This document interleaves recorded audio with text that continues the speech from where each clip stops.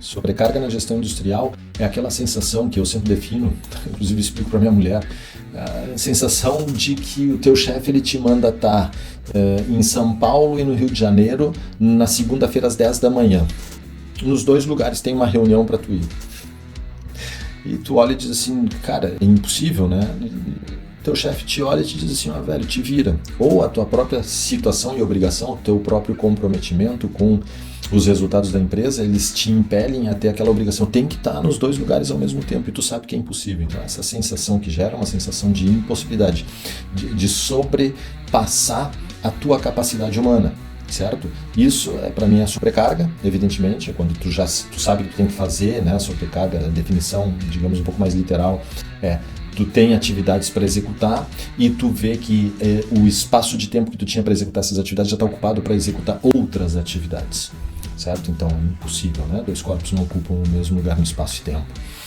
Essa é a situação, certo? Então, essa sensação que provavelmente vocês tenham no dia a dia em vários momentos, né? E por várias razões, ok? Como é que ela afeta? Evidentemente, o desempenho, ela afeta tanto o desempenho profissional como a sua vida pessoal, né? Afinal, a gente é uma pessoa, né? Tem muita gente que diz, não pode afetar a minha vida pessoal. Claro que vai afetar a minha vida pessoal, eu sou a mesma pessoa, é evidente, não tem como separar, né? Então, como afeta a tua vida profissional? Tem uma queda de desempenho, não consegue cumprir com a qualidade que tu mesmo espera ou que esperam de ti, acaba não atendendo a equipe também, e aí tu tem um desempenho geral, né? Gera uma situação retroalimentativa, né? de negativa, certo? Queda de performance, tanto tua como da tua equipe. E na vida pessoal afeta, tu tem o teu tempo livre com a tua família comprometidos, né? Quem de vocês aí já passou pela situação de estar de férias, né? De férias e daqui a pouco, bendito telefone celular, toca, te chamam para uma emergência que a equipe não tem a maturidade, o conhecimento, a capacidade suficiente para conseguir resolver, né? E tem que contar contigo no teu momento de férias, né? Então, se nas férias acontece isso, provavelmente de noite, quando tu está em casa tentando descansar, acontece, fim de semana acontece também, de madrugada, dormindo, acontece. Quantas vezes a gente foi despertado de madrugada, né? Para tratar de assuntos de rotina, certo? Que deveriam ser tratados e eliminados, né? Resolvidos pela nossa equipe. Então isso são situações que nos roubam o nosso tempo livre e acabam afetando a nossa vida pessoal também, evidentemente, certo? Visto qual é que é a definição da sobrecarga e como ela nos afeta, né? Coisas que provavelmente vocês estejam dizendo assim, bom, óbvio, né? Tudo isso eu sinto, é isso aí mesmo. Quais são as causas, né? Vamos abordar um pouco aqui as causas mais comuns, né? Tem várias, aqui a gente pode enumerar, talvez dezenas, né? de causas para gerar sobrecarga. Mas eu queria enfocar em 3 que são muito comuns, muito corriqueiras, que se repetem, né? com diferentes líderes em diferentes empresas, certo? A primeira causa é a centralização das decisões. Certo? A centralização das decisões, vocês sabem bem o que significa isso, tu ter essas atividades no dia a dia da tua equipe, da tua fábrica, da tua área, essas atividades que são cotidianas, rotineiras, depois a gente define rotina, o que é a rotina, né? Então tu ter essas atividades e essas atividades elas não são executadas de maneira adequada e capaz pela sua equipe, né? O que eu quero dizer com isso? Numa fábrica tem os postos de trabalho, tem uma linha, tem os postos de trabalho, tem as máquinas, depende do setor, qual é a fábrica de vocês ou a área de vocês. Então essas máquinas são ocupadas por pessoas que teriam que estar executando algumas tarefas de rotina, tarefas corriqueiras, né, diárias, nesse posto de trabalho. Para quê? Para que esse posto de trabalho funcione e execute a sua função. A função de um posto de trabalho numa fábrica manufatureira, pegando como exemplo uma fábrica manufatureira, né, num posto de trabalho tem um input de uma matéria-prima ou de um produto semi-elaborado, tem uma transformação que acontece nesse posto de trabalho, nessa máquina, e tem um output de um produto acabado desse posto de trabalho, que pode ser um semi-elaborado para o seguinte posto. Né? Vocês entendem o que eu quero dizer. Então, as atividades de rotina desse posto são todas aquelas atividades que são necessárias para que esse processo ele seja eficaz nos âmbitos de segurança, eficiência, qualidade, custo e prazo de entrega, certo? Então, todas as atividades de rotina desse posto relacionadas com essas 5 dimensões de resultados, né, com esses KPIs, elas são as rotinas desse posto, com o qual elas deveriam ser executadas pelo operador desse posto, certo? A centralização das decisões, o que ela é? Ela é uma causa de sobrecarga, por quê? Porque essas atividades que deveriam ser do posto de trabalho do operador, na verdade deveriam ser executadas pelo operador, essas atividades têm algumas delas, não todas, que o operador não sabe executar, não consegue, né, ainda executar de maneira autônoma e eficaz, com o qual o líder tem que chegar ali e executar para ele, ou ajudar, ou estar junto, né, para tentar resolver, certo? Atividades típicas do tipo, pois, pequenos ajustes de qualidade, pequenos ajustes de máquina para eficiência, para qualidade, pequenos ajustes para segurança, pequenas interrupções por manutenção. Eu estou falando de pequenas manutenções, né, que tem que chamar um técnico de manutenção ou tem que chamar o líder para atuar no lugar do operador, né? Todas essas pequenas tarefas são tarefas de rotina. Por quê? Porque são tarefas inerentes a esse posto e necessárias para conseguir transformar esse input num output dentro dos parâmetros estabelecidos nas 5 dimensões, certo? Lembrando as 5 dimensões: segurança, eficácia, eficiência, qualidade, prazo e custo, certo? Então, a centralização das decisões é quando o líder é necessário para executar algumas das atividades, das tarefas de rotina de um posto de trabalho, certo?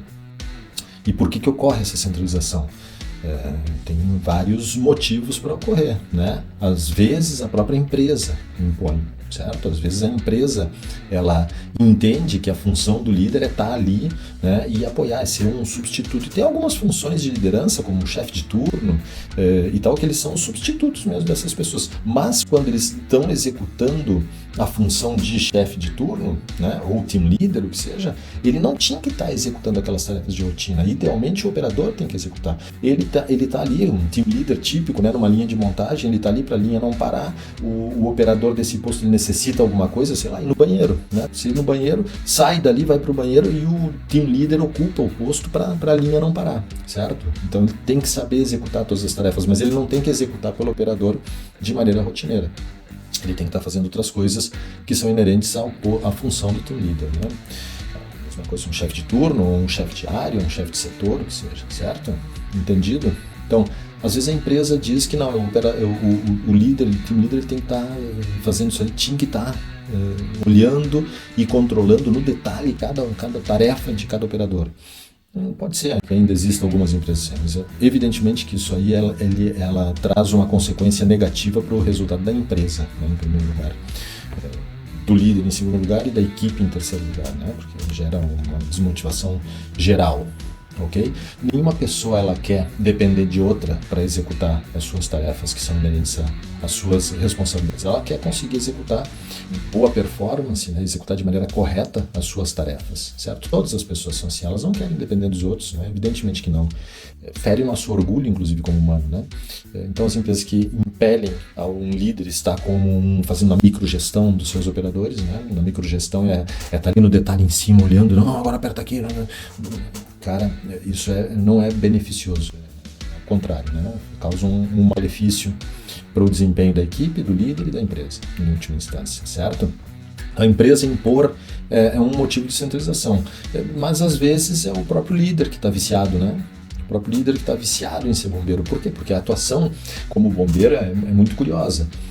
Gera talvez uma certa adrenalina, eu nunca fui assim, né? Então eu não sei o que é exatamente o que acontece, mas eu conheço, tive colegas durante toda a minha carreira que eles curtiam a ideia de serem chamados pelos seus operadores e ter que ir lá com o seu conhecimento, com a sua capa de super-herói, resolver o problema desses caras que não sabem fazer nada, só eu que consigo.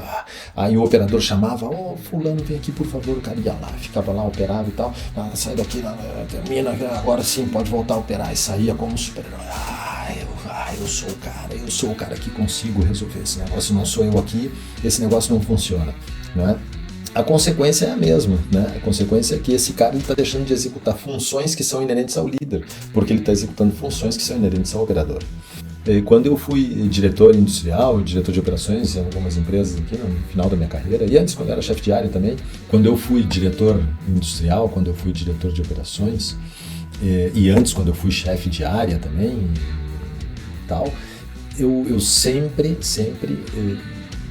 cuidei para que as tarefas fossem executadas por um perfil que cobrasse o valor daquela tarefa, né? Toda tarefa tem um valor, certo? Então, o diretor geral da empresa, ele cobra o seu salário para executar umas tarefas que geram um impacto grande em todo o negócio, né? Então geram um aumento de ingresso, uma consistência nos ingressos, uma melhora de imagem, uma redução de custo muito importante, muito estratégica, né?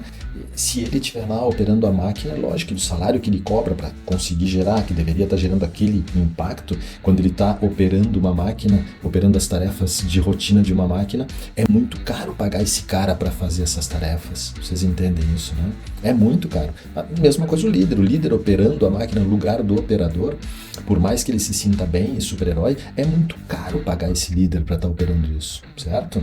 E essa centralização, então, tanto se é uma imposição da empresa, como se é uma querência, um querer do líder, ela gera um gargalo, né? Muitas vezes. Por quê? Porque se o líder ele gosta ou se a empresa impõe, os operadores eles acabam entrando num ciclo vicioso de não querer, né? De não fazer as coisas que deveriam ser feitas por eles, né? De maneira inerente ao seu cargo, à sua função. Então, esse círculo vicioso gera um gargalo, né, nas costas do líder que tem que tomar as decisões específicas de rotina, e vários postos com vários probleminhas acontecendo dentro de um dia gera o que a gente estava falando antes, que é a sobrecarga, né, esse gargalo. Então, tem muitas máquinas paradas esperando um líder vir ali para atuar, para conseguir botar a máquina de volta em funcionamento, por exemplo. Né? A gente pode estar falando de problemas de segurança, pode estar falando de problemas de eficiência, pode estar falando de problema de custo, de prazo de entrega ou de qualidade, certo?